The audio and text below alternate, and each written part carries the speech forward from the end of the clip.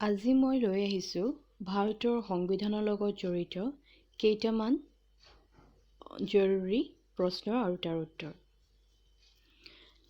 প্ৰথম প্ৰশ্নটো হৈছে ভাৰত ৰাষ্ট্ৰীয় মুৰব্বী কোন? ৰাষ্ট্ৰপতি। ২৬ জানুৱাৰী দিনটো ভাৰতত কি দিৱস হিচাপে পালন কৰা হয়? গণৰাজ্য দিৱস হিচাপে পালন কৰা হয়। ভাৰতীয় সংবিধানৰ এটা বৈশিষ্ট্য উল্লেখ কৰা।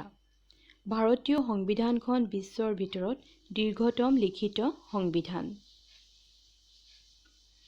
ভাৰতৰ উচ্চতম ন্যায়ালয়ৰ এবিধ ক্ষমতাৰ উল্লেখ কৰা। ভাৰত চৰকাৰ আৰু অন্যান্য ৰাজ্যৰ মাজত হোৱা বিবাদ মীমাংসা কৰিব পাৰে। ভাৰতৰ জনসাধাৰণক কি নাগৰিকত্ব দিয়া হৈছে? একক নাগৰিকত্ব দিয়া হৈছে। ভাৰতীয় সংবিধানত থকা এবিধ মৌলিক অধিকাৰৰ বিষয়ে উল্লেখ কৰা। স্বাধীনতাৰ অধিকাৰ। ভাৰতীয় সংবিধানত নাগৰিকসকলৰ বাবে সন্নিৱিষ্ট এবিধ মৌলিক কৰ্তব্য উল্লেখ কৰা। ভাৰতৰ সাৰ্বভৌমত্ব, ঐক্য আৰু অখণ্ডতা ৰক্ষা কৰা। ভাৰতৰ ৰাষ্ট্ৰপতিক কোনে নিৰ্বাচিত কৰে? লোকসভা, ৰাজ্যসভা আৰু ৰাজ্যিক বিধানসভাসমূহৰ নিৰ্বাচিত সদস্যসকলে ভাৰতৰ ৰাষ্ট্ৰপতি নিৰ্বাচিত কৰে। সংবিধানত থকা কি ব্যৱস্থাৰ দ্বাৰা ৰাষ্ট্ৰপতিক অপসাৰণ কৰিব পাৰি? মহা অভিযোগ উত্থাপন ব্যৱস্থাৰ দ্বাৰা ৰাষ্ট্ৰপতিক অপসাৰণ কৰিব পাৰি। মৌলিক অধিকাৰ কেইটা? মৌলিক অধিকাৰ ২৪বিধ। ভাৰতীয় সংসদৰ উচ্চ সদন কি? ভাৰতীয় সংসদৰ উচ্চ সদন হৈছে ৰাজ্যসভা। অসম বিধানসভাৰ সদস্য সংখ্যা কিমান? ১২৬ জন। ভাৰতৰ ন্যায়িক ব্যৱস্থা শীৰ্ষত থকা অনুষ্ঠানটোৰ নাম কি? উচ্চতম ন্যায়ালয়। ভাৰতীয় সংবিধানখনি কেতিয়াৰ পৰা কাৰ্যকৰী কৰা হয়? ১৯৫০ চনৰ ২৬ জানুৱাৰীৰ পৰা ভাৰতীয় সংবিধানখনি কাৰ্যকৰী কৰা হয়।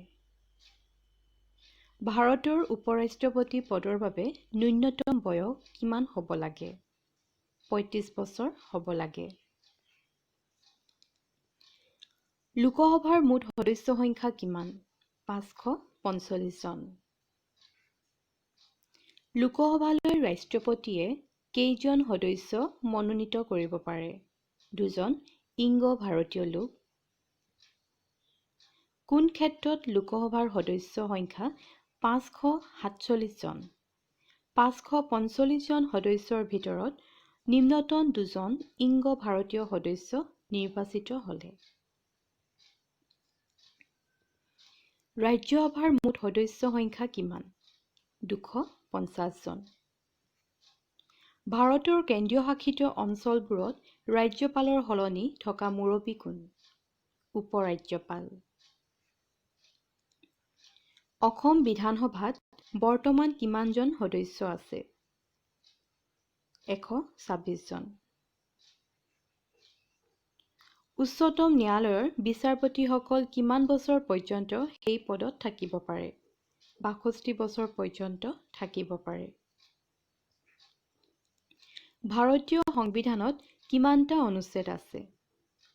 ৩৯৫টা অনুচ্ছেদ আছে। কি উদ্দেশ্যে ভাৰতলৈ কেবিনেট মিছনৰ প্ৰস্তাৱ প্ৰেৰণ কৰা হৈছে?